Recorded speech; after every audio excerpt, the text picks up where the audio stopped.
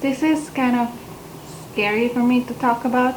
I'm not usually the type of person that's comfortable to feel vulnerable to people who I'm not close to, but it's been on my mind for so many days now that I feel like I need to get this off my chest. And if there's even one person that I could help with through this video, then I'm gonna be so grateful that I did this video in the first place. I want to talk about depression.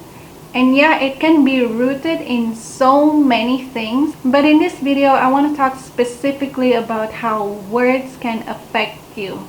Well, I've never been physically bullied, just verbally, which I think are both so awful and I hate it. Yes, I did make a reading hate comments videos before this, and although it may seem silly and entertaining to you guys, I did experience actual verbal bullying that has affected me for so many years, and sometimes even to this day too.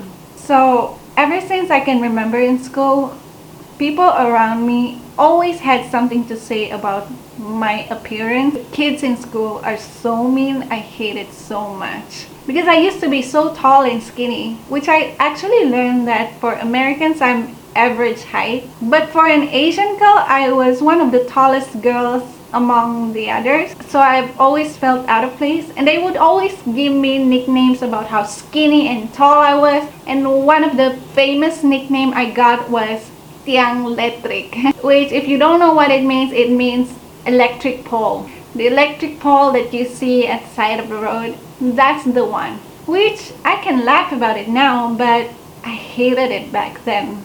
And I was a kid. You know how it does that to a kid? I felt like a freak. If you see how skinny I am now, I was even skinnier back then. And then as I grow older to secondary school, which is about 13 years old, all my female friends, let's just say, developing their womanly bodies.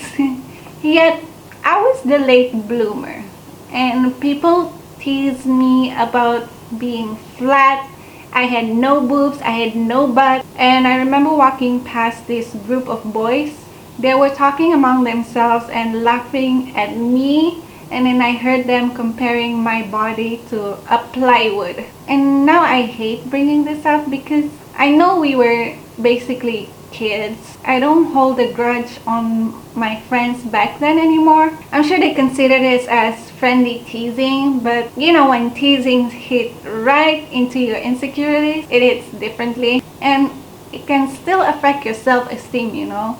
Those are just some of the many things that I was made fun of. I didn't even get into parts where they made fun of my teeth and then my thick, messy hair. I didn't know stuff about hair products and everything. And my hair didn't look like this back then. It was way worse. I was surrounded with girls that has straight, silky hair that I believe back then that they woke up with flawless hair every day, and I was so jealous. I always tried to straighten my hair with an iron, but I never got the time when I wake up in the morning because I was always sleepy, and then I didn't have time to do my hair. And I also remember some of them making fun of me being dark skinned because back then my skin was darker, because during my earlier years in school I spent a lot of times under the sun because of school, curriculum, activities. And I remember one person kept comparing me to one of those immigrant labor workers in this country, which now that I think about it, it's kind of funny because my boyfriend now, Chris, he loves dark skinned people. I remember showing him my old pictures when I was younger, and he thought I was really attractive. But I don't know, maybe because Asian beauty standards are different, they think that dark skinned are ugly. That's a whole other topic for another day.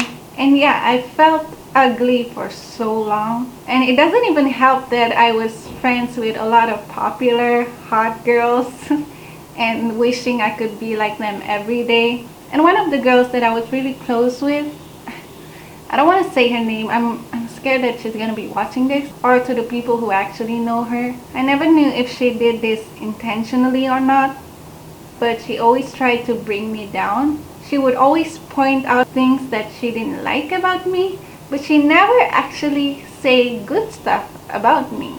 I've always considered her as a friend back then because she was nice, she was kind, but I didn't know that just because we had good moments doesn't mean the abusive episodes didn't exist.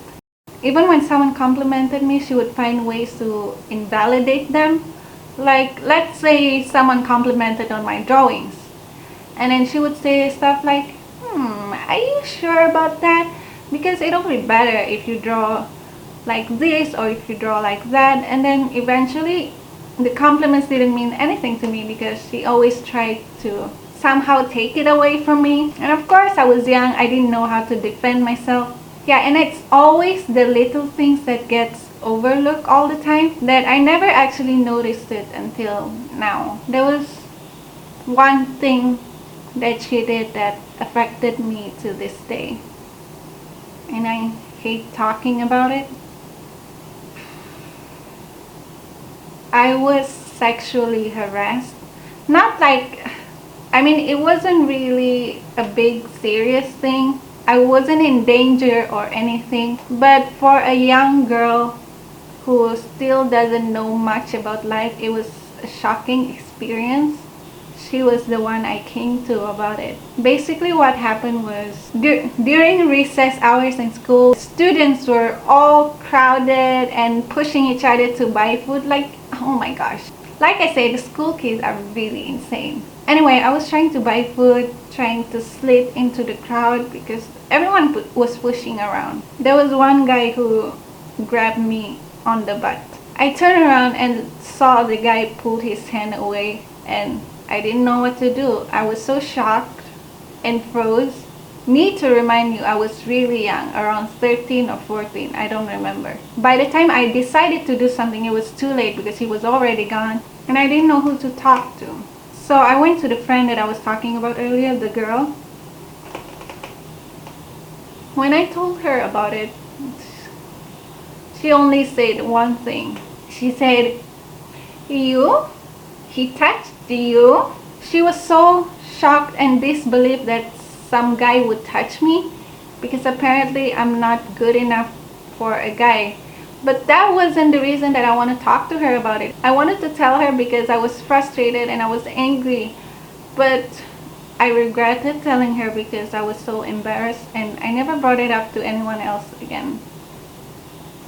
Even though in my lowest moments I still feel like I was less than her, and for the longest time I believed that I don't deserve to be liked by guys. I hate talking about this. And of course I was young. I never knew how to defend myself. Surprise, I wasn't the sassy Susan you know today. It took me many years to get over the things that scarred me when I was younger. But by God's grace, I'm so much better with my self-esteem and self-worth today. And I've learned so many things now that I wish my younger self would know then. I do love myself now, and I want to devote my life on making others feel the best version of themselves. I really do want to make people feel good about themselves, because I know that nobody deserves to feel like they're useless and unworthy in their lives. And because I know what it feels like to be wide awake at night, crying in your bed when no one is listening. And if you're actually feeling like that right now, please don't believe that. You might not be doing extraordinary things in your life, but the smallest thing counts. As small as making someone laugh and encouraging to people around you, and just being a good listener. Because believe it or not, those things create a ripple effect in this broken and painful world. The world needs more people like you. Don't believe the lies that the world is telling you right now. And to the bullies out there, whether in real life or on the internet, I actually don't wish any harm on you. Surprisingly, I don't hate you. I used to hate you, believe me, but not anymore. One of my friends, actually my best friend Mel, hi Mel, I came to her hurting because of the hate comments I've been getting, and she told me to pray over my haters, which is crazy. Why would I want to pray for people who hurt me?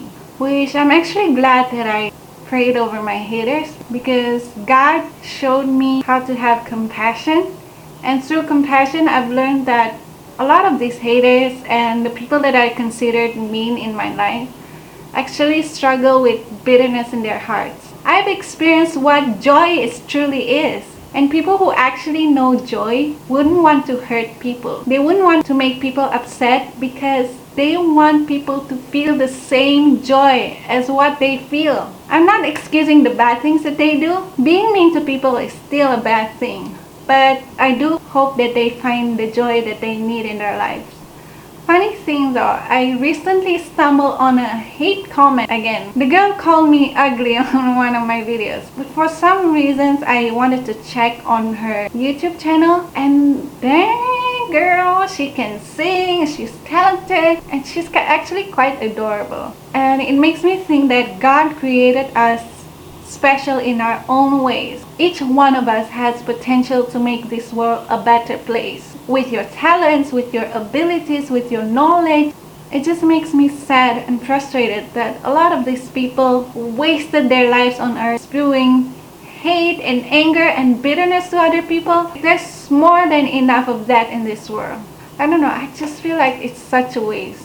Alright, I've been talking for a while now. It was kind of scary, but I feel good about it. I feel good that I let this off my chest. Now it's your turn to talk. I will be reading to your comments, and if you have stories to share, I want to know about it.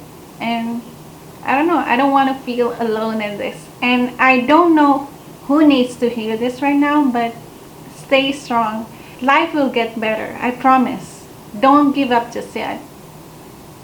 I believe in you, and I love you.